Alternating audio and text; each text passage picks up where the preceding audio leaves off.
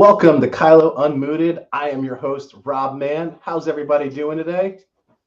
Thank you for answering. Fantastic, I can't Rob. hear you. Paul, I appreciate you. And Layla is very excited in the background here, if you can hear her shaking around. Today with me, I have two Kylovians. That is the word we use. It is not part of Whoville. But I have Paul Sabatino, the solutions consultant for the US, and James Baker, VP of delivery for the US as well. What's going on, fellas? Say a quick hello. Hey, good morning, all. Happy Halloween. That's right, I'm Paul Sabatino, solutions consultant for Kyloe North America. Happy to be part of the conversation. And hi, guys. I'm James Baker. So the accent doesn't sound like it, but I do live in the States. I've been here for just over 9 months now. So it's all still pretty fresh, but the voice is staying British for the moment. Yes, he's doing a great job. He is he's kind of like the reverse Ted Lasso. He's playing on a bunch of like club soccer teams and kicking their butts, and he is British. So anyway, we call it football here too, I guess now. Anyway, well, guys, we're excited to join you today. We at Kyloe, we've been talking about how to get more value out of the Bullhorn tools that you know and love, and one of those things is Bullhorn Automation as well as Bullhorn. And with that in mind, what we really started to see is that number one, data quality is super important. Number two, sometimes people don't know where to start and they just need a little help. They may not be big enough to have some of those non-revenue generating roles in place, like a Bullhorn admin or a business analyst. So what do you do? Like you need to have those tools to stay up to date and to stay competitive. So at Kyloe, we decided that we needed to give an offering to you guys. So we have a brand new service offering that we're going to roll out starting next month, which is tomorrow, by the way, and that's going to be called Connection Automation or Connected Automation. So we're really excited. So I brought two experts on that are going to be able to talk to you about it. And let's get right into it, guys. So first and foremost, automation. The idea of it is very easy to say. You're like, okay, if this happens in the CRM, then go do that. But the reality is, it's not that easy to actually implement, right? So, James, what are we seeing? And like, what are the challenges that you see? Because all you do is implement Bullhorn solutions, including automation. So, what are you seeing out there in the field? So I think really just agreeing with what you're saying about the need for the data to be right. But what we're also finding a lot with automation is you've got a tool that can do 1,000,001 things. So where do you start? What's most important at that point? Do I have the internal knowledge? Do I have any marketing function or background that I can sort of lean on for content and for sort of business development and client-facing emails? But at the same time, you need to have that hat of, I want to automate some data updates. I want to get my data in a good state. So we're finding a lot of people get to a position where they start, make great inroads into it, and then you hit a point where it's just, right, what next? What am I doing? I've dipped into data updates, I've dipped into internal notifications, but really just not being able to sort of step back and be able to take a look at the bigger picture and put in sort of strategy rather than, I've got an idea, let's build an automation. So that's where we've found that a lot of the consultancy side comes in, is being able to go in and say, look, it's okay, it's daunting. You're looking at a system that can do 5 or 6 things. You might only have experience in one of those things. You might have experience in none of them. It's rare to find someone that's sort of had those 3 or 4 hats over the course of a career and is also in the staffing world. Yeah, like So marketing, email marketing, sales enablement, marketing enablement, all of those things are required. yeah, absolutely. And even just the internal politics side of things, of actually, I need to balance this between pestering my consultants versus doing things for them, and really allowing that degree of control. And so change management comes into it as well. And it's sort of a wide variety of things. And we found that often having someone that can come in and say, hey, appreciate the road you're going down. We've been through this with tens of customers in the past. This is what we've seen has worked well in the past. These are some challenges that people have found. Let me share that kind of knowledge and experience with you guys so that it's a more streamlined process and ultimately you get more out of the tool. Got it. Paul, on the technical side and also, from selling it, what are you seeing? Yeah, I think what I've seen or what kind of comes up, when people ask, how should we approach? I mean, automation, I think you really need to apply both maybe a macro and a micro economic lens with it, right? The macro, what are you ultimately looking to achieve? How is it going to interact, with everything else going on in your business? What's the big picture? And then the micro being, does your data support the automation that you ultimately want to carry out or trigger. Maybe your data is bad, but you're unsure. Okay, how do we go about correcting that data? Where do we even start? And I think that's often what we hear most often is, well, we know what's wrong, but how do we get started? How do we actually correct it, and fix this to put us on, solid footing? So that's what kind of got us thinking about these different packages and services, and what we could do follow on, for that next phase. Yep, I like it. So James, you're up next.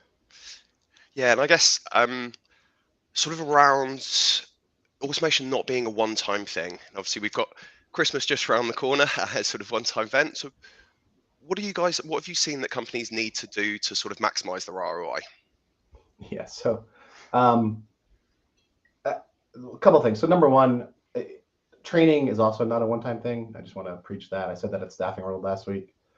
So if you're just training your consultants when they jump on for the first time or they're onboarded, that's not really training. That's just you telling them what you want to do, but not making it a habit. And automation kind of falls in the same way, in that you may not need to look at every automation every day or every week. You may need to look at the results and the data that you're getting from them on a weekly, bi-weekly, or monthly basis, depending on the automation and the amount of resources, whether that's human resource, like a human person actually going into the tool to look at it, or just in general, like managing the tool, right? You might tweak an email once a month or once a quarter or once a year, or a workflow, right? If it's a post-hire, like, hey, you have an interview tomorrow. You don't really need to change that text message. But little things that are a little less granular than that, you might want to tweak and test and play with. So it is, like I say, your ATS and your CRM is a living, breathing thing that needs to be nurtured. The way that you communicate, the language you use, how you communicate needs to be at least looked at, considered, and maybe tweaked.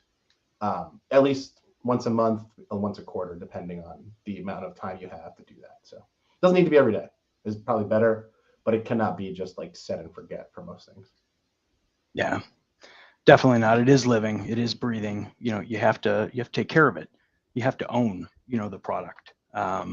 Similar to anything, you could buy or enroll in a gym membership, but you still have to go to the gym. It's a tool or a meaning, to get you, in better shape or better health or to perform better, but you still have to own it. And constantly looking at it, adjusting your automation depending on the results. Are you doing kind of A/B testing?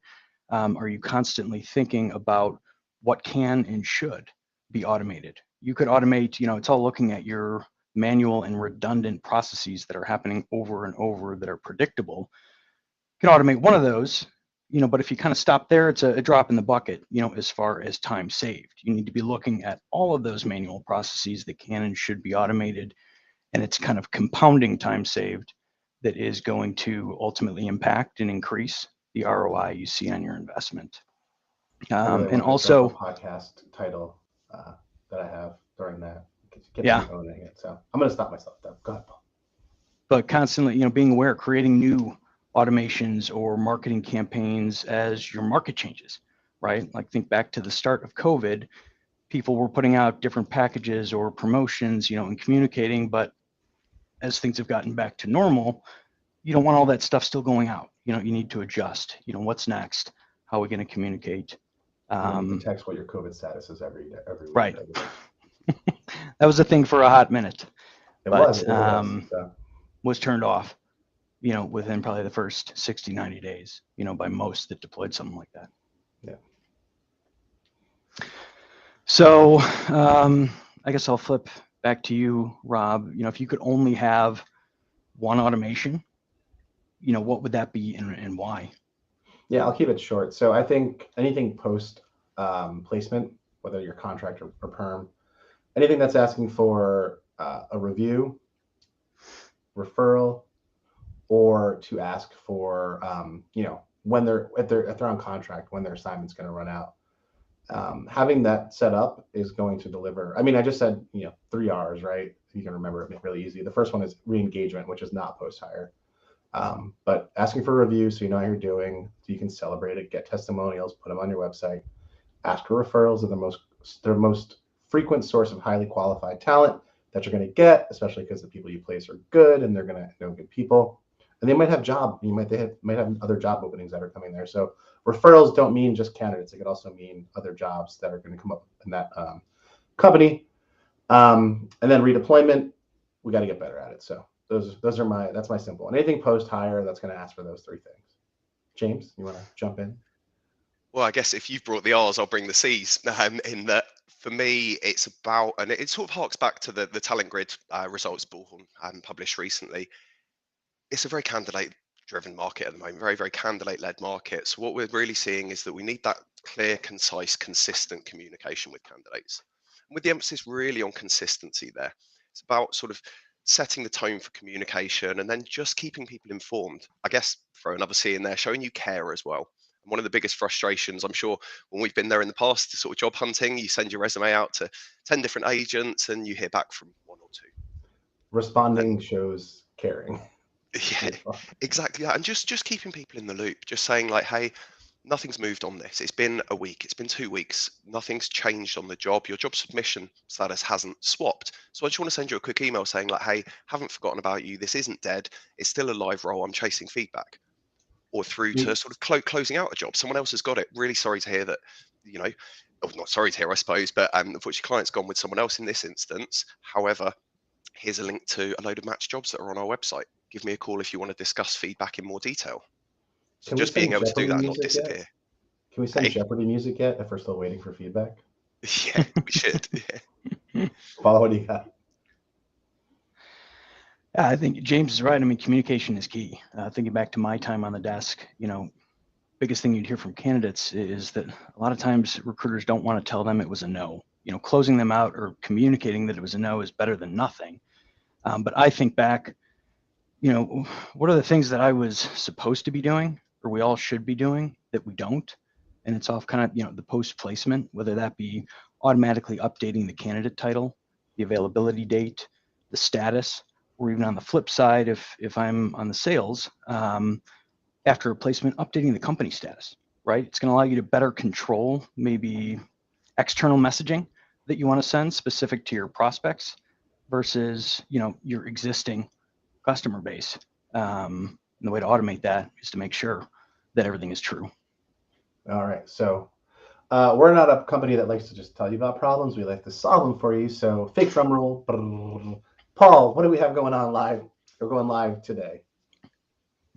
So we are excited, obviously, to introduce connected automation, in our package today. Maybe you look at your data and automations and you say, girl, I'm about to have a panic attack. Or I did the work, it didn't work. Then Kyloe's connected automation package, it's your jam.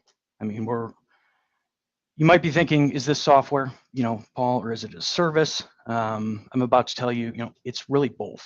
There's a few things we've picked up along the way that led us to think about how we serve the Bullhorn community and automation. And it's really the fact that when it comes to automation, an in-house expert tends to be non-existent, or lacking with organization, lacking time, or someone who can see the big picture. So when you hear connected automation by Kyloe, think along the lines of, more of a managed service type approach. It's your Bullhorn automation and you in concert with Kyloe apps and our services team. So you'll have access to Kyloe's certified Bullhorn automation experts. We'll take the time to step back and do some process review, and recommendations based on your existing workflow, right? Because without that, we really don't know what pieces to put on the board until we know what game it is we're playing.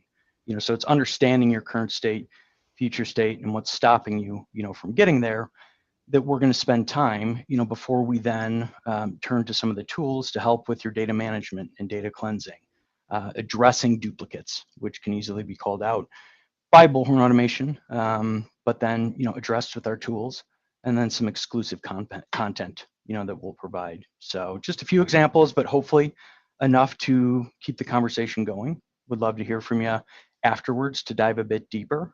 And I guess, speaking of Bullhorn automation experts, I'll toss it over to James for a few comments on his end.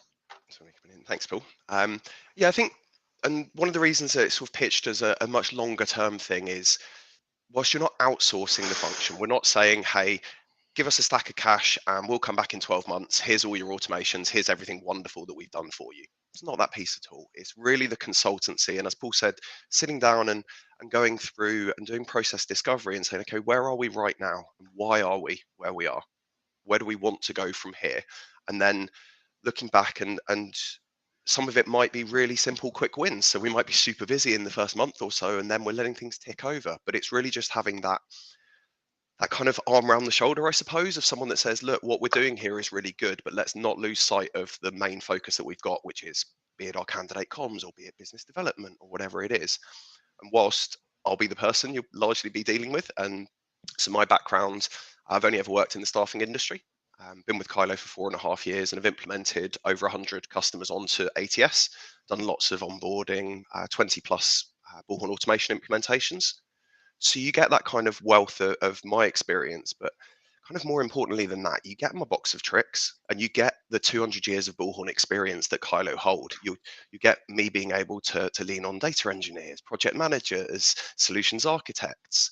We've got a customer base of really interactive clients and sit on sort of panels. And yeah, you're not just getting, hey, we said we'd build you 5 automations. Here's your 5 automations, sign the check. You're getting, we are part of your organization now. For the period of this, we're coming in, we're invested in this. We want you to do the best because ultimately we kind of are you at this point, once we're looking at that much longer term consultancy piece.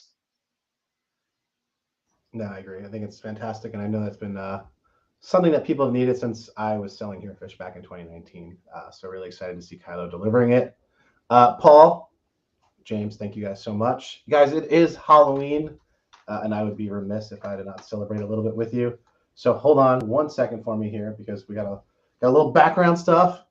And I am going to be Harry Potter and dress my dog up like Dobby today. So I have my Gryffindor. So am I lined up right?